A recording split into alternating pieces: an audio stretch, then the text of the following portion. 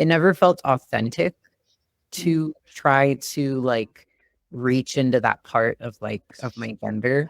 And I mean now like I identify as non-binary, and I can definitely like I can express femininity, and I feel more comfortable like reaching into that part of myself and accepting and loving the way that I like grew up as a girl.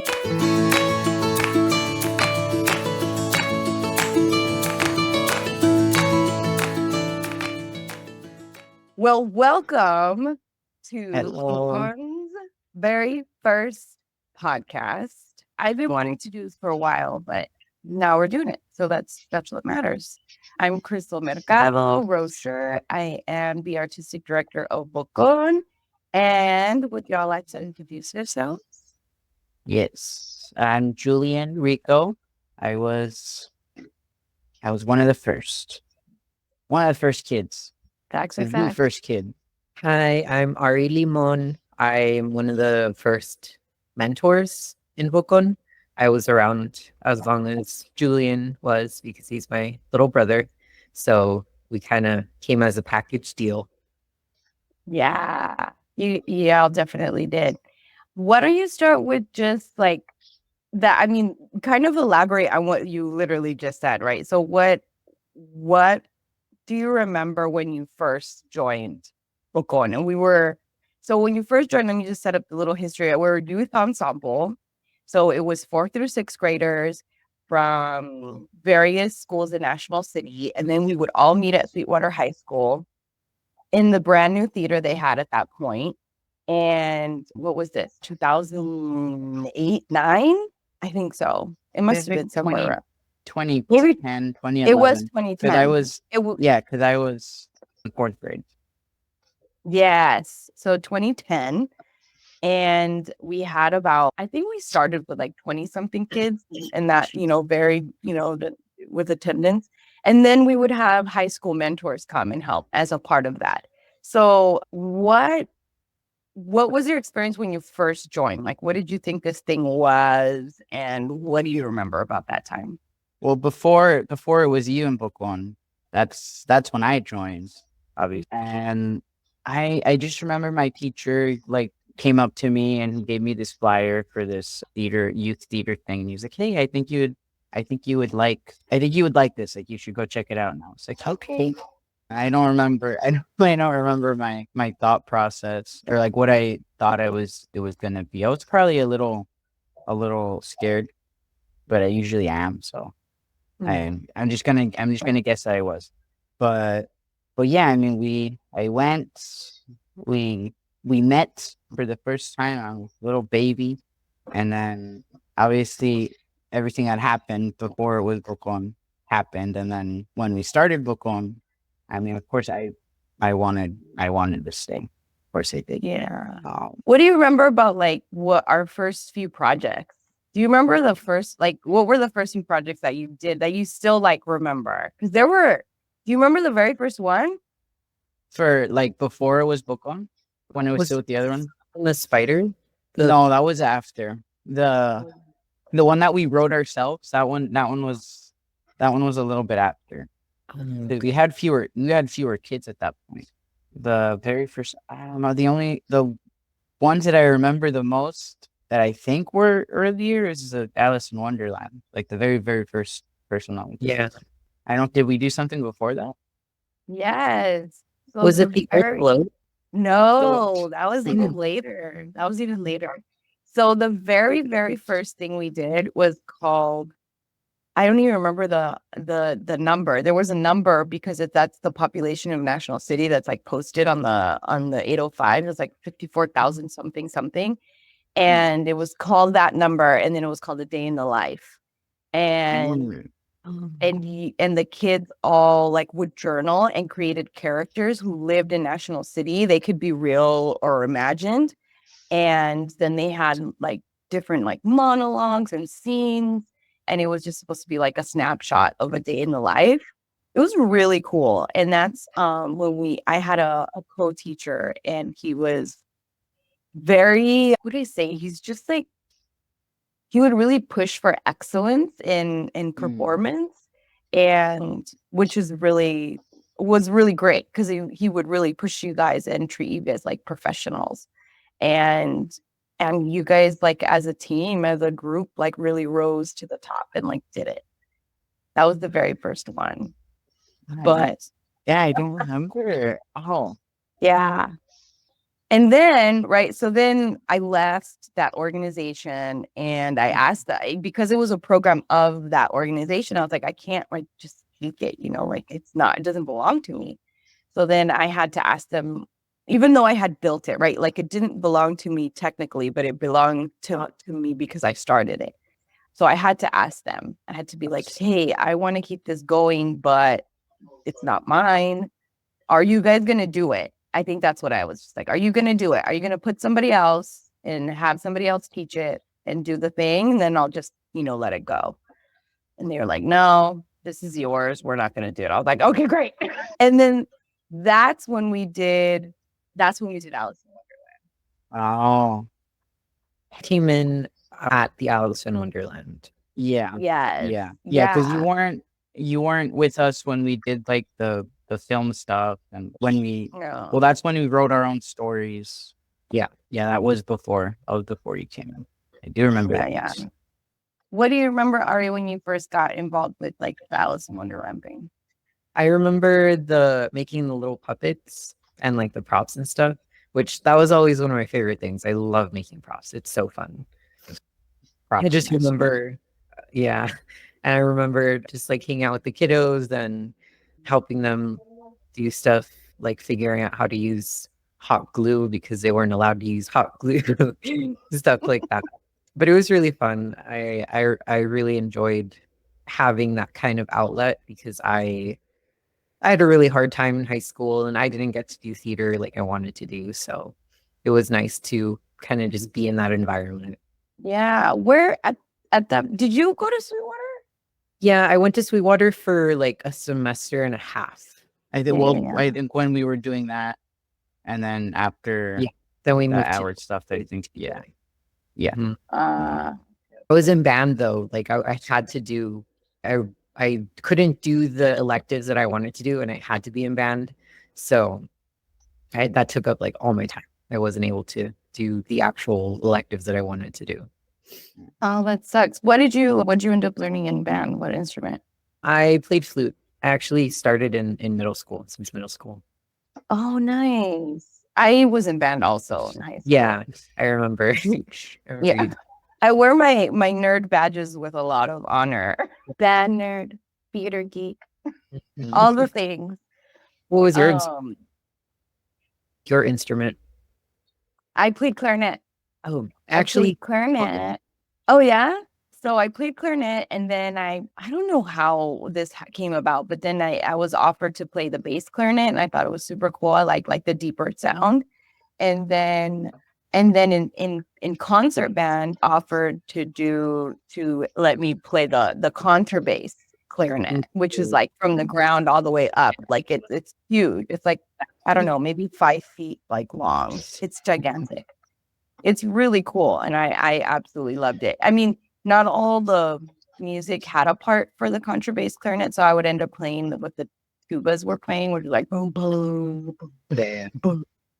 But it was fun. That's so cool. Yeah. One of you tell us a little bit about like that Alice in Wonderland. What was that show? What did we do? Because it was kind of amazing. Yeah, I remember it was like a Latino kind of spin on Alice. I know we did it a couple times, was it? Yeah. Were they both the same? Were they like the same? Yeah, you're right. I did it at least twice.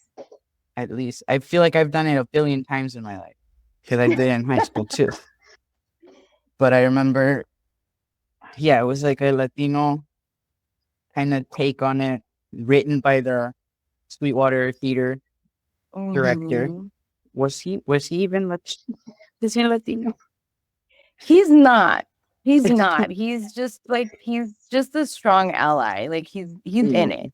just kind of like his wife is Latina, not that makes you Latina, Oh, but or Latino, but he just kind of grew up kind of like when you grow up in National City, all your yeah, friends yeah, and so he's like just the guy that got it.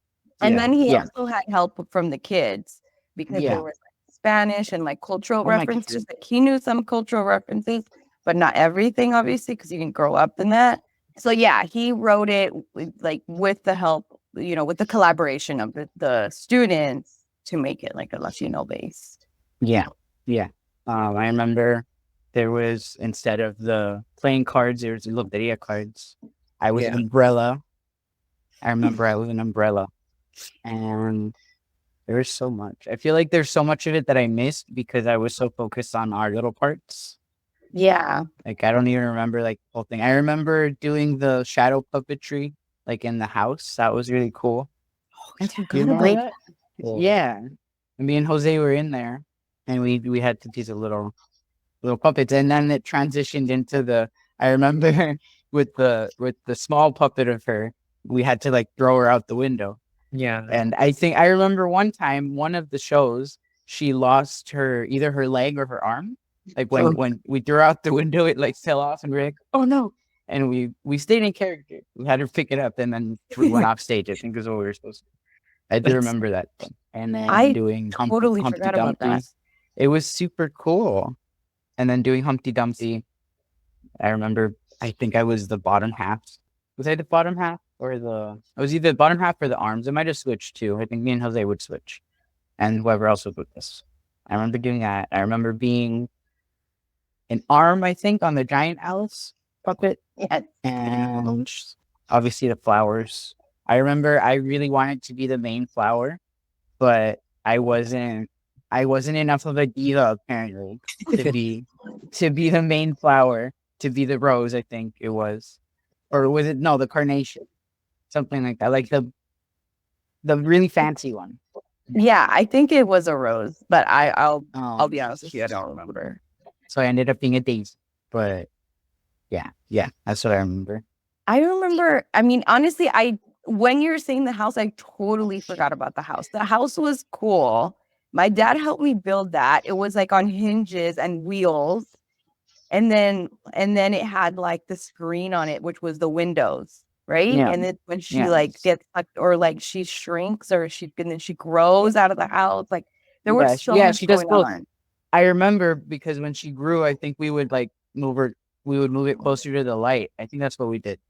And No, then, there were arms. was it? Oh yeah, there were arms and it went, yeah, because we would turn off the light and then the arms would come out. And she was Yes. getting bigger. Yeah, I remember that.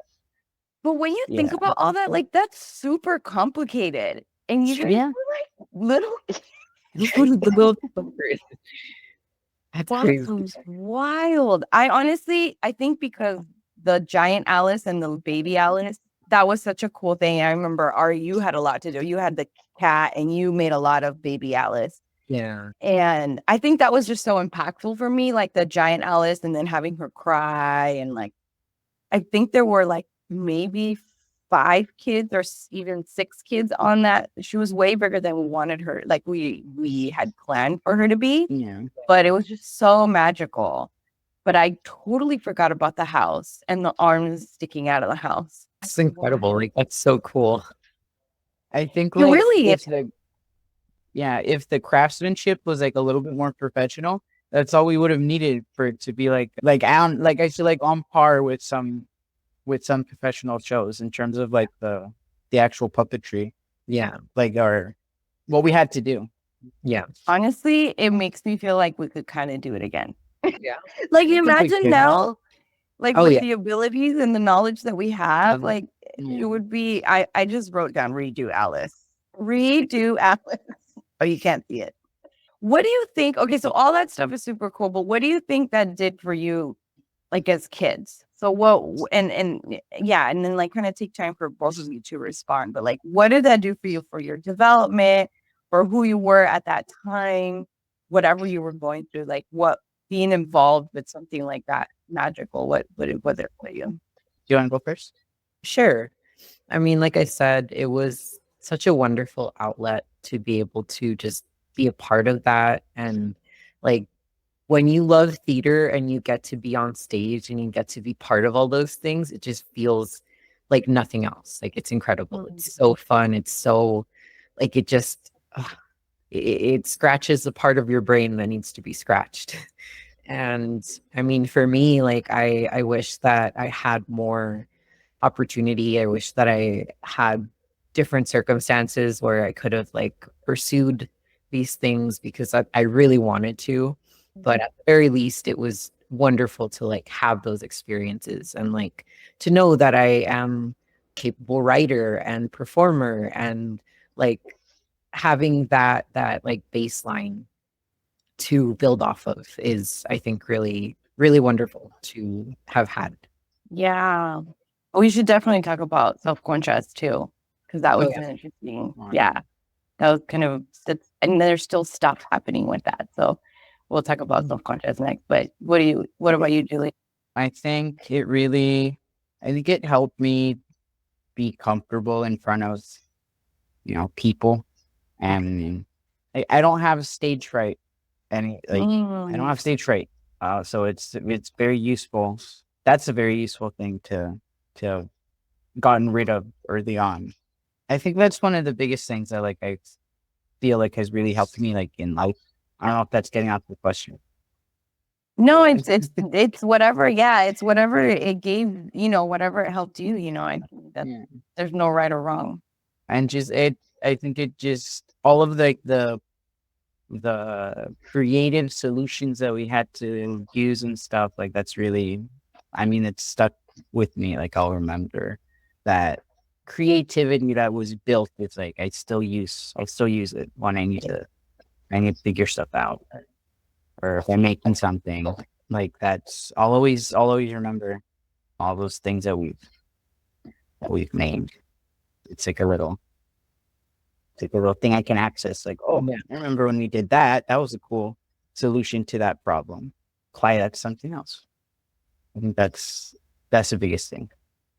Yeah, that's so cool. Like I do think about that part. I mean, also like Ari, what you're talking about, I love the way you said it, just like that little, like the creative itch that you get to scratch. And whether it becomes a part of our professional journey or whatever, like that, honestly, it doesn't matter. It's that, these experiences make us more human, creative, problem solvers, stage fright, like all those like cool stuff that we take away from it no matter what.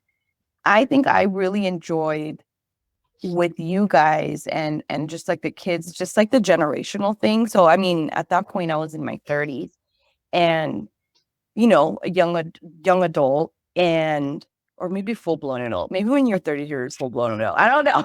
I don't know anymore. But just like the adult, right? And then we had like the young adult, like the teens, the just like kind of college, high school students, and then the little ones, right? So the 4th through 6th graders, which aren't like little, but they're little ones.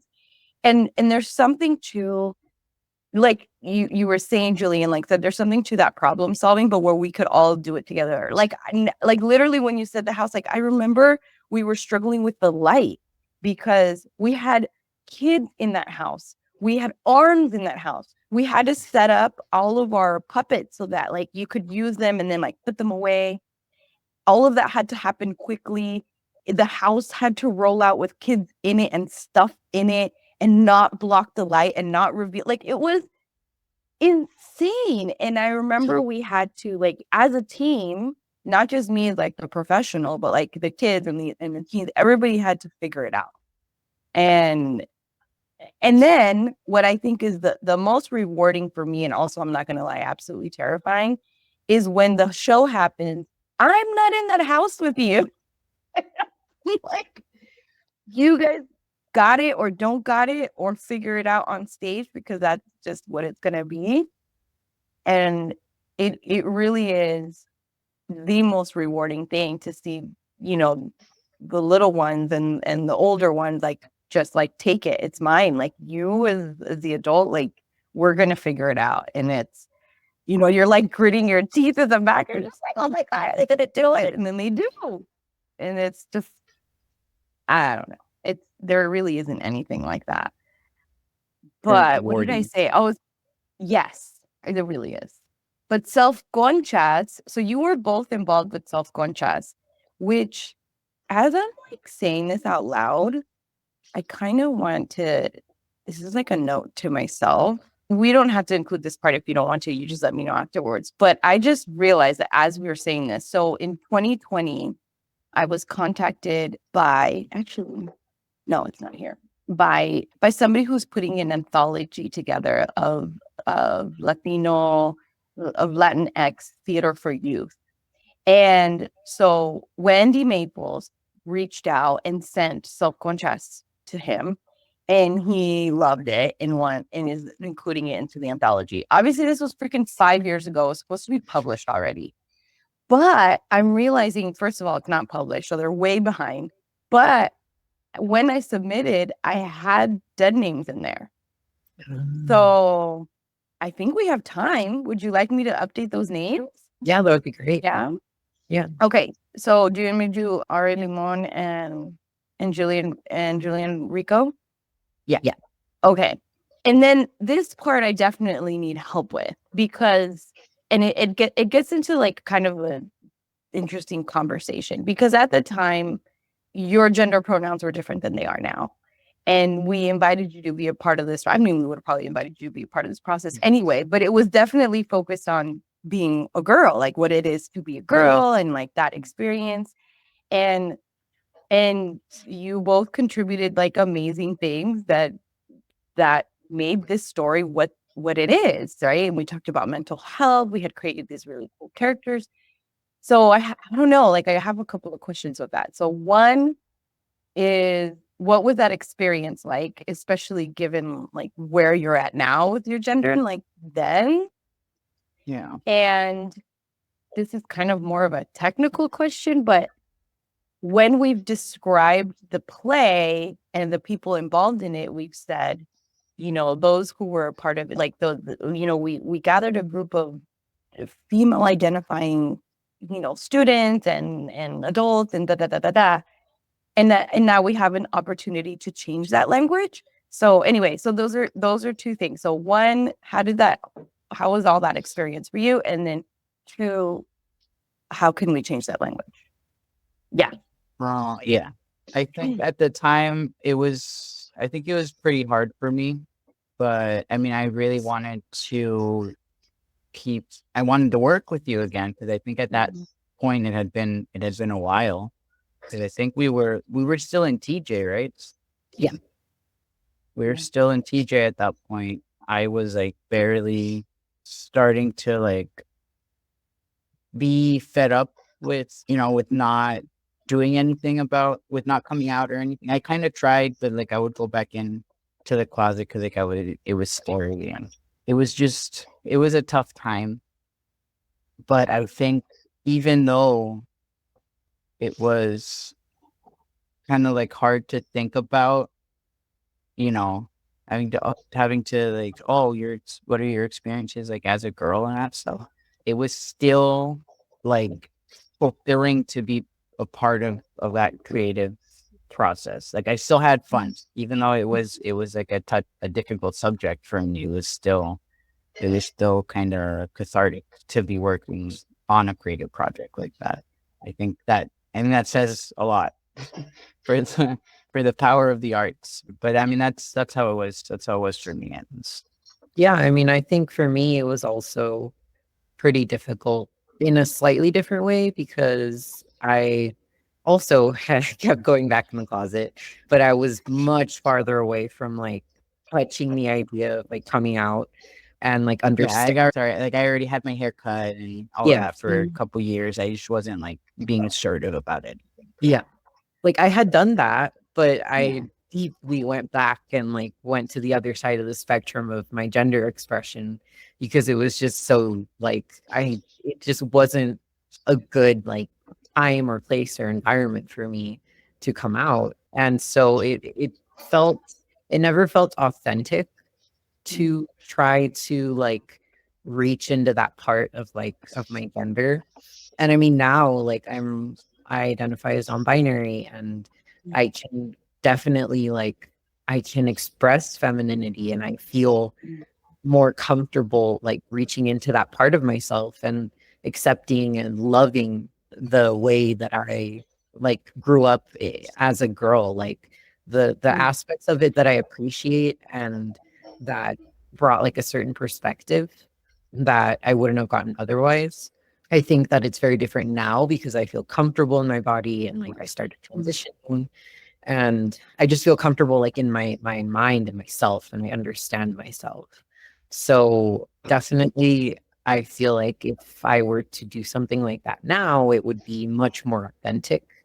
And I think that's the biggest thing is just I tried, but it just didn't feel authentic to me. And I could never really like relate to girls around me because it was just a very different experience. Like there are similarities, of course, but it's just very different like internally. Oh. So yeah, it was just I mean, it was part of the journey of like, oh, like that feels really weird for some reason. And I didn't understand why at the time, but like it makes sense now, of course. Did you guys feel safe in that space? That creative space? Yeah. I think so. Yeah. I mean, I remember before that happened, the first time I came out, I remember talking to you and like asking like, hey, can we maybe use like he him pronouns for this character that I wrote? Can I play this boy character? Because that was like my first attempt. That was the first time I ever like tried coming out. And that was one of the only spaces that I really felt comfortable like being myself. Did you think anything of that? Do you remember Alan? Like, because he's such a big part of me and Ari's kind of gender journey. Yeah. Yeah. When I remember, I did not want to make a girl character. I didn't want to play a girl character. I was like, no way. He's going to be a boy. He's going to be a cool boy. He plays the guitar and the drums. And I was like, we were both very, very insistent on him being a boy. We really both wanted to play him.